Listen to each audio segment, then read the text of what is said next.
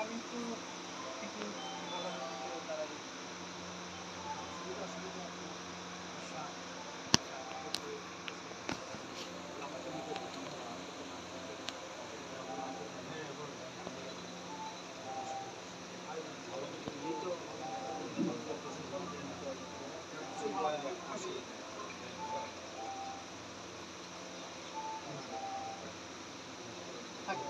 আমি আপনি ব্যক্তিগতভাবে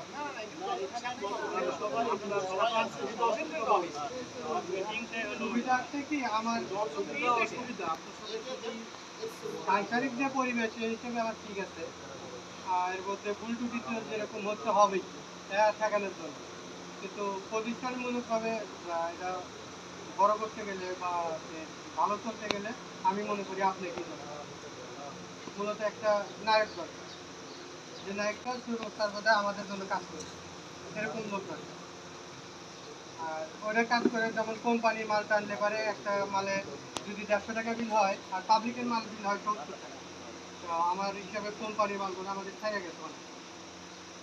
সেই হিসাবে দাবিটা হলো আপডেট হয়।